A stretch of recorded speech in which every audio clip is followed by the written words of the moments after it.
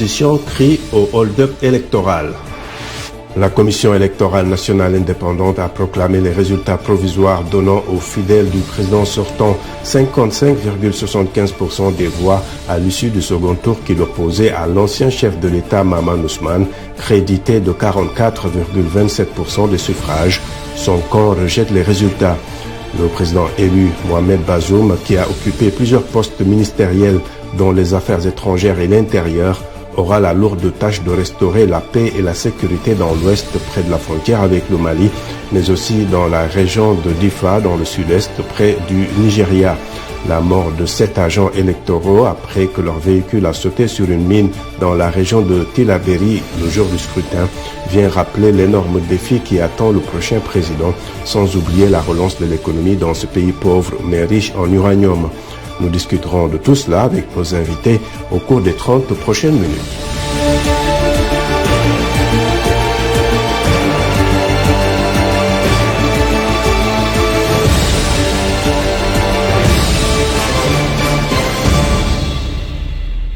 Si les résultats proclamés par la CENI sont confirmés par la Cour constitutionnelle du Niger, c'est donc Mohamed Bazoum, le candidat du pouvoir, qui va succéder à Mahamadou Issoufou au pouvoir depuis 2011 et qui a terminé ses 2 mandats conformément à la constitution nigérienne. Les explications de Dili Diko.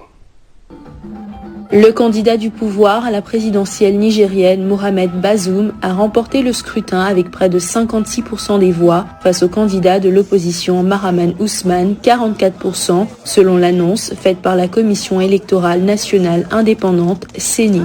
Mohamed Bazoum, 2 501 459 voix, soit 55,75%.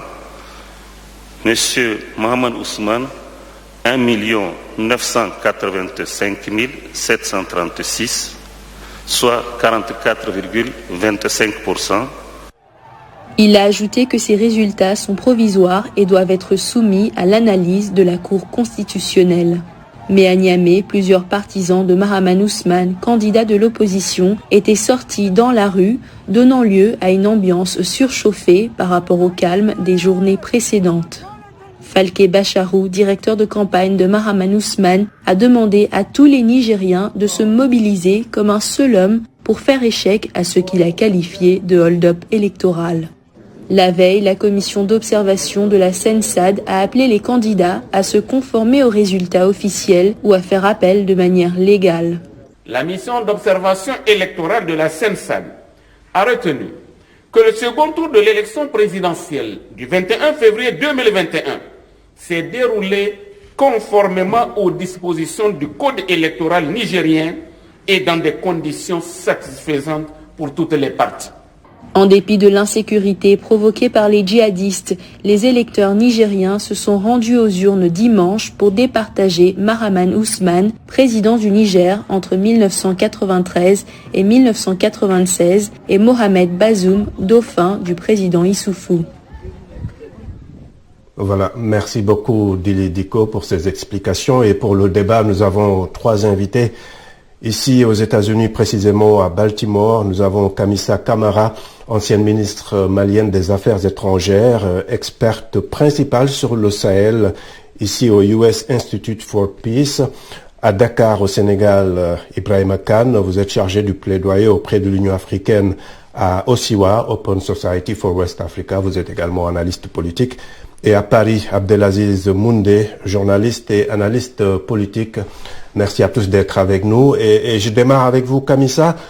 Quelle est l'importance de ce scrutin au Niger pour la région ouest-africaine en général, mais surtout pour le Sahel en particulier?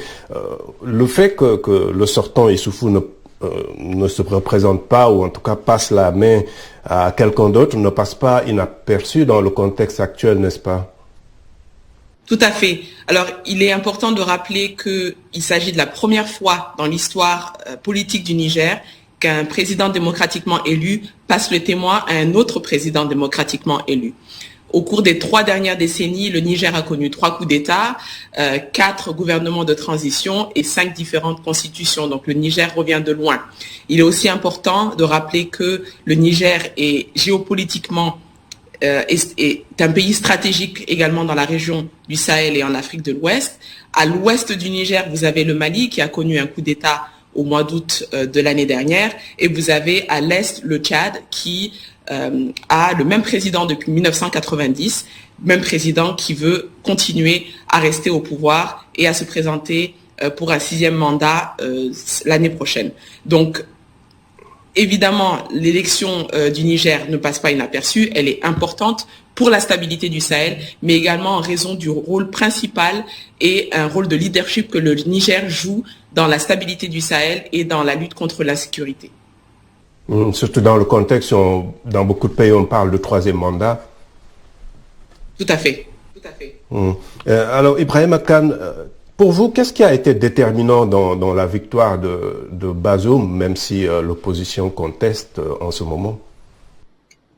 Bon, je pense que Bazoum, d'abord, profite du fait que le président sortant l'a choisi comme dauphin, et du fait que le président sortant a respecté sa parole de partir après avoir rempli ses 2 mandats. Et je pense également que Bazoum profite du fait que, bon, dans l'autre camp, on a ce qu'on pourrait appeler un has-been, parce que l'autre candidat a déjà montré ce qu'il savait faire au pouvoir, il a été président de la République, et que Bazoum est également classé dans la catégorie des jeunes, de ceux qui peuvent au moins donner encore de l'espoir à la jeunesse nigériane, parce que n'oublions pas que le Niger, dans le Sahel, comme un peu partout dans le Sahel, a une population extrêmement jeune, et ce serait vraiment un comble que de voir à la tête de ce pays des vieillards qui continuent à gérer la vie. Il n'est pas aussi jeune non plus, hein, il a plus de 60 ans. Oui, mais par rapport à celui qui était avec lequel il se battait pour la présidence, je veux dire. Donc, ça également, ça a joué. Maintenant, vous savez, un facteur que l'on peut aussi ajouter, c'est le fait que le Niger, jusqu'à présent, est arrivé à contenir, en tout cas, le phénomène terroriste qui sévit dans cette région. Et cela a certainement aidé dans la mesure où une bonne partie de l'opinion peut penser que Bazoum ayant été pendant ces 4-5 dernières années aux affaires et au ministère de l'Intérieur peut continuer dans cette lancée pour essayer de donner beaucoup plus d'espoir aux Nigérians que le pays va revenir à une situation sécuritaire meilleure, parce que de l'autre côté aussi, on n'avait pas des propositions vraiment très révolutionnaires pour changer la donne. Donc c'est tous ces éléments-là. On pourra revenir plus en détail sur cette question sécuritaire en seconde partie. Abdelaziz Moundé, il y a eu quand même des manifestations à Niamey et dans d'autres villes. Êtes-vous surpris qu'il y ait eu des contestations? Globalement, la campagne, aussi bien pour le premier que pour le second tour, c'est assez bien passé. Il y avait ce qu'a rappelé Madame tout à l'heure. Il y avait une première satisfaction compte tenu de ce que elle a dit. Le Niger revient de très loin. C'est-à-dire que 1996, 2010, de multiples coups d'État qui ont entaillé un processus démocratique qui se voulait exemplaire, aussi exemplaire que celui du Sénégal, par exemple, démocratiquement élu, renversé en cours de mandat par des colonels, par des officiers de l'armée. Ça a été le cas pour Maïna Sarr, ça a été le cas pour Salou Djibo, qui s'est présenté à l'élection cette année. Il a 55 ans, Mohamed Bazoum en a 60. Il y a un sens de renouvellement pratiquement de la classe politique au Niger avec Mahaman Ousmane, qui a été président en 96, qui se présente encore cette année. Donc il y avait des points de satisfaction, on les a évoqués tout à l'heure, le fait que c'est la première fois qu'au Niger, il y a une transition démocratique, tout au moins aussi bien menée, tout au moins. On a Mohamed Bazoum qui prend la succession de celui qui a accepté de ne pas se représenter pour un troisième mandat. Tout à l'heure, on a évoqué le cas du Tchad, on peut évoquer le cas de la Côte d'Ivoire, on peut évoquer de nombreux cas, on peut même évoquer le cas du Sénégal où on n'est pas certain, on est attitude avec Macky Sall dont on ne sait pas s'il va se représenter. Donc, ce qui s'est passé au Niger est tout au moins à saluer de ce point de vue. Maintenant, dans le processus électoral, on remarque que ce qui était comme avancé ces dernières années en Afrique revient comme un boomerang. C'est-à-dire qu'il n'y a pas de confiance dans les processus électoraux, les contestations. On a vu la contestation électorale au Cameroun avec Maurice Kamto, on a des contestations électorales avec Jean Ping au Gabon, on a des contestations électorales à France qui se multiplient sur le continent, on a la contestation électorale en Côte d'Ivoire, même si l'opposition a boycotté. Donc, en fait, il y a un déficit de confiance qui est en train de s'installer sur le continent africain. C'est-à-dire qu'on a pensé qu'après les années 90, les années 2000, on aurait des processus démocratiques qui seraient davantage légitimes, des présidents légitimement élus, mais on constate ces résurgences et le cas du Niger n'y déroge pas. D'accord, je vais revenir sur cette question avec Ibrahim Kane un peu plus tard, puisqu'il est auprès de l'Union africaine, en fait, il s'occupe du plaidoyer là-bas. Mais Kamisa, le président Issoufou avait déjà en 2017 déclaré, je cite, « Je n'ai pas cette arrogance de penser que je suis un homme providentiel irremplaçable, mais certains pensent que le fait qu'il pousse un peu son dauphin... En fait, quelle lecture faites-vous de tout cela, le fait que c'est son dauphin, en fait, qui prend le relais? Alors, il faut dire que le président nigérien Issoufou a, au cours des dernières années, assis le leadership de son parti. On ne peut pas lui en vouloir pour cela, c'est de bonne guerre. Il a effectivement propulsé Bazoum devant la scène et nigérienne et internationale. Bazoum a été, en plus d'être ministre de l'Intérieur, il a été ministre des Affaires étrangères au Niger. Il connaît parfaitement la problématique au Sahel.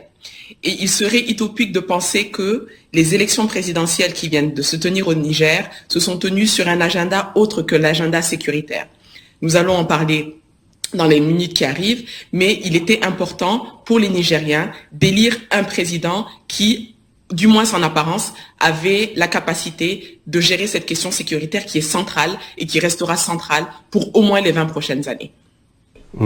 Alors, merci beaucoup. Ibrahim Kane, Aziz Moundé parlait un peu de cela. Justement, là, on a les observateurs de la communauté des États sahélo-sahariens qui appellent au respect des résultats des urnes et à recourir aux voies légales. On a la francophonie qui dénonce un peu ces dernières violences post-électorales.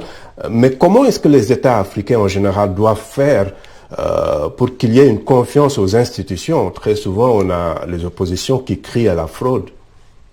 Il me semble que ou bien on fait confiance aux structures que l'on a mises en place pour gérer les élections, ou on ne leur fait pas confiance.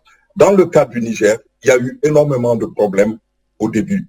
Mais n'empêche que tous les acteurs, en tout cas, ont accepté d'aller au vote dans ces conditions-là. L'élection a eu lieu, il y a eu le premier tour s'est très bien passé, je ne pense pas qu'il y ait eu beaucoup de contestations. Le deuxième tour, comme on pouvait s'y attendre, en cas de défaite, allait poser un problème, mais on a les structures étatiques en place chargées de partager les partis. La Cour constitutionnelle ne s'est pas encore prononcée, donc on peut espérer que la Cour constitutionnelle va prononcer le droit et la Cour constitutionnelle peut, dans certains cas, décider d'annuler. Donc, on n'est pas encore sûr du résultat définitif. Et dans ce contexte-là, moi, j'arriverai difficilement à me prononcer sur telle ou telle chose. D'autant qu'il s'agit du Niger où je pense que la justice est quand même assez indépendante pour prendre ses responsabilités. J'ai quand même quelques commentaires de nos téléspectateurs sur la page Facebook de VOA Afrique. On a Roméo Djitou à Niamey au Niger. Il dit « Le président Issoufou est à féliciter, mais il ne doit pas prendre parti pour un candidat ». Alphonse Mbouaki à Kinshasa, il écrit « Le bilan de Issoufou sur les plans sécuritaires et économiques n'est pas fameux, donc son successeur hérite d'un Niger avec de grands défis sécuritaires. D'ailleurs, le temps est donné avec la mort des agents électoraux à Tillabéri et à Difa. » Et puis Largasek à Dakar au Sénégal nous dit que le défi lancé par les djihadistes sera relevé dans le cadre communautaire ou ne le sera pas. Aucun pays africain ne peut vaincre seul le terrorisme. Ainsi, il urge de mettre en place une armée sous-régionale pour absorber le choc créé par le terrorisme. Voilà. Merci de rester fidèle à VOA Afrique. Washington Forum revient après une courte pause.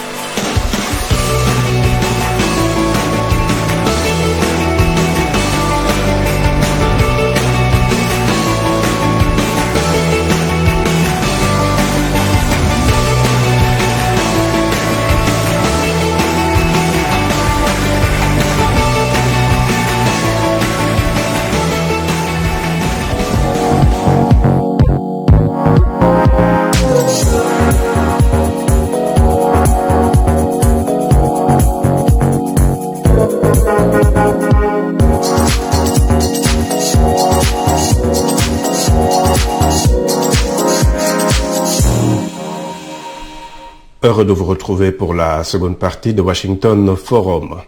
Même si les défis à relever sont nombreux, beaucoup de Nigériens ont à l'esprit la question de l'insécurité et les attaques djihadistes frappant certaines parties du pays, à l'image de cette étudiante à Niamey qui espère que le prochain président relève le défi sécuritaire. Bon, vraiment, je souhaite le meilleur pour mon pays. Vraiment, même s'ils veulent nous arracher la tranquillité qui règne dans nos têtes, dans nos esprits, dans nos cœurs. Vraiment, j'espère le meilleur pour mon pays. Parce que c'est le seul pays que je connais, j'ai grandi. Et j'espère le meilleur pour lui. Même s'ils vont toujours nous bombarder avec des bombes, nous arracher le peu que nous avons, j'espère le meilleur pour mon pays. Voilà donc une réaction à Niamey au Niger. Je rappelle nos invités pour ce Washington Forum. Ici à Baltimore, aux États-Unis, nous avons Kamisa Kamara, ancienne ministre malienne des Affaires étrangères, entre autres, et experte principale sur le Sahel au United States Institute for Peace. À Dakar, Ibrahim Khan, analyste politique, également chargé du plaidoyer auprès de l'Union africaine à Osiwa, Open Society for West Africa. Et à Paris, nous avons Abdelaziz Moundé, journaliste et analyste politique. Alors, Kamisa, qu'est-ce que le prochain gouvernement nigérien peut faire pour faire, disons, bouger les lignes en termes de lutte contre les groupes terroristes? Le dialogue, par exemple, c'est une option ou pas? Alors, la question du dialogue revient souvent. Il serait dommage de penser que le dialogue avec les terroristes n'existe pas. Il est peut-être pas officiel, il n'est peut-être pas public, mais il existe en souterrain. Donc cette question revient souvent, mais je pense qu'elle n'a pas lieu d'être puisque ce dialogue existe déjà.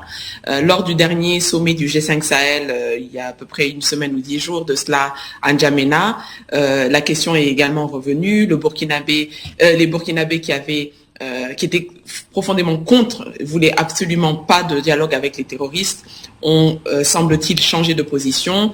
Le Niger continue d'être un leader sur cette question et le Mali également continue à pousser afin que les différents gouvernements du Sahel et son profil, le profil de Bazoum, son background aussi peut aider, non? Forcément. Bazoum est de l'ethnie arabe, donc il parle la langue, il connaît très très bien le Sahel lorsque je l'ai mentionné plus tôt, et il serait quelqu'un qui comprend exactement les problèmes de terrorisme dans le Sahel et pourrait s'avérer être un grand partenaire pour les bailleurs internationaux lorsqu'il s'agit de la lutte contre le terrorisme dans la région. D'accord. Alors, Abdelaziz, pour faire face à ces groupes armés, à l'ouest, mais aussi dans le sud-est, notamment à Difa, Bazoum aura besoin d'unité, n'est-ce pas? Si sa victoire est confirmée, doit-il faire appel à l'opposition pour gouverner ensemble, selon vous? Il faut nécessairement qu'il y ait un consensus nigérien, il faut nécessairement qu'il y ait une sorte de concorde nationale pour faire face à une menace qui est commune dans l'ensemble du Sahel.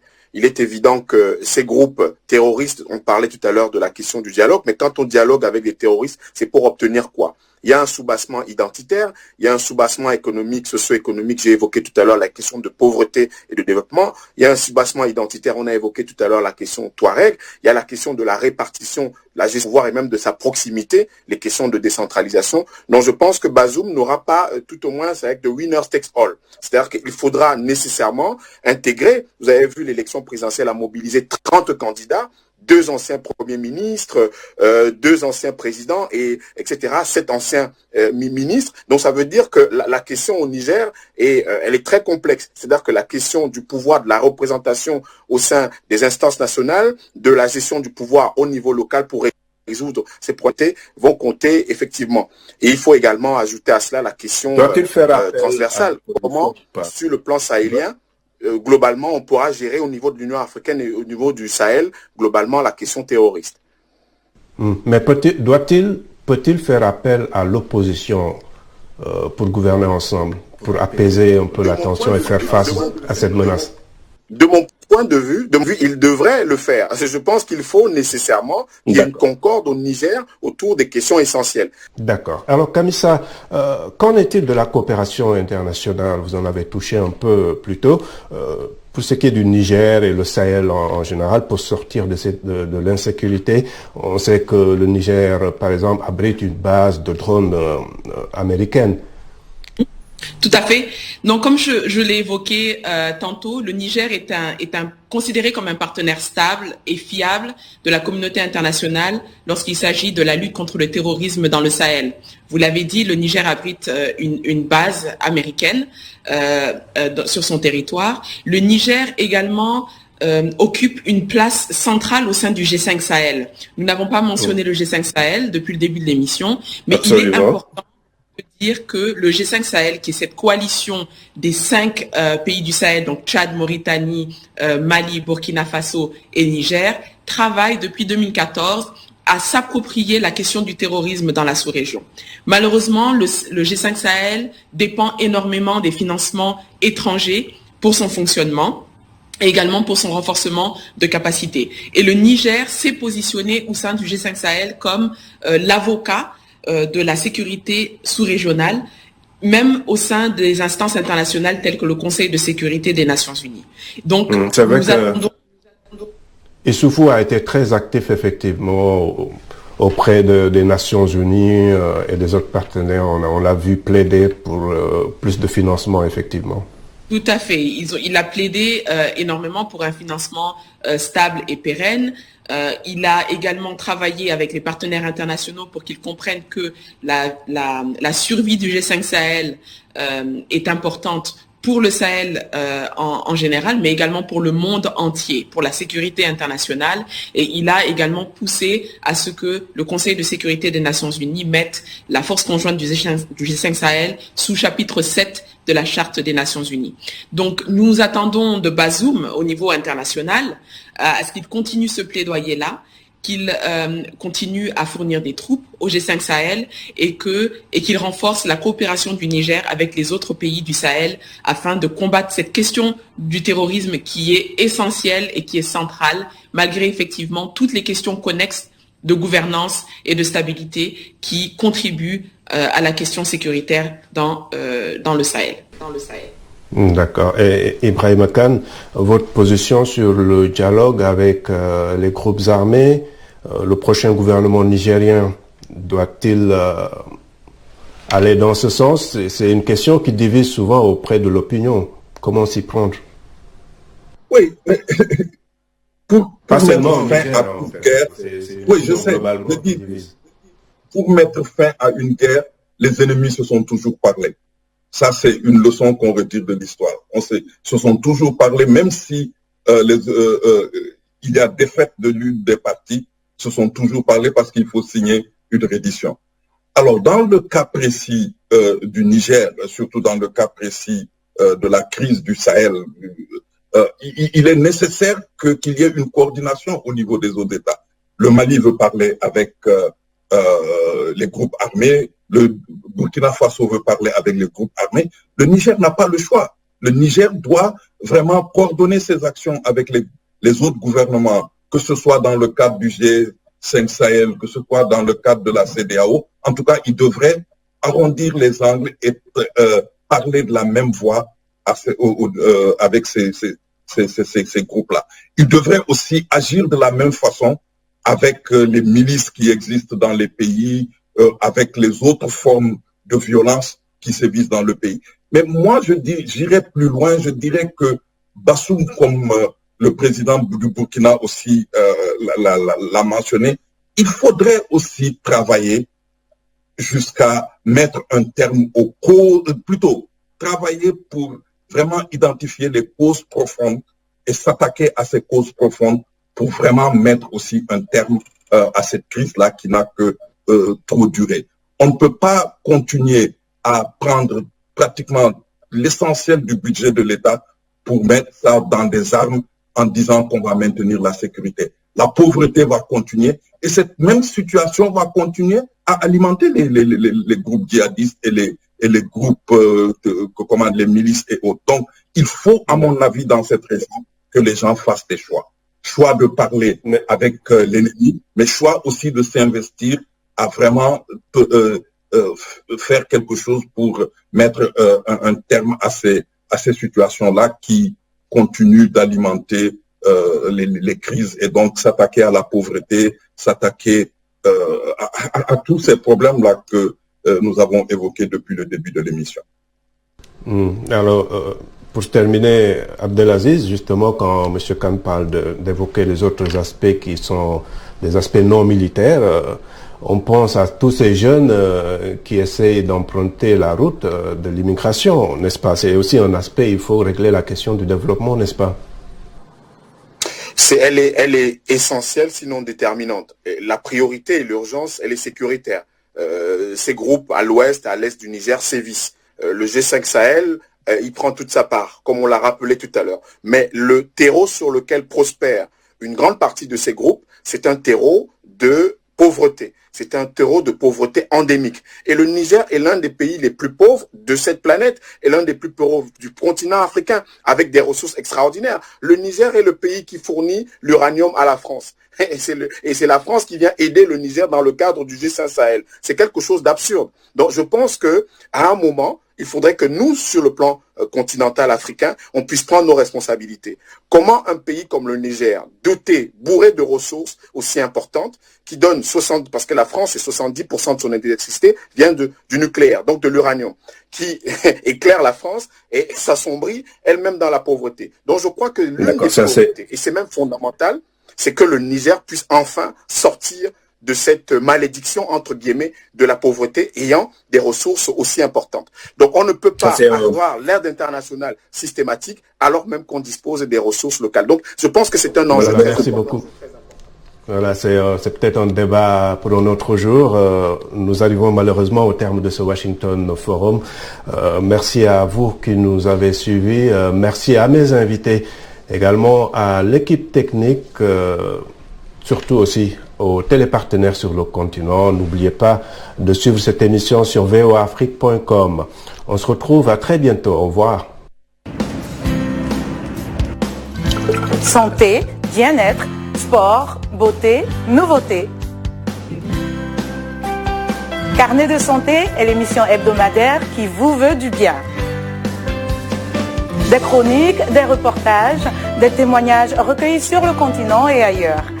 Chaque semaine, je vous donne rendez-vous pour une consultation avec nos experts.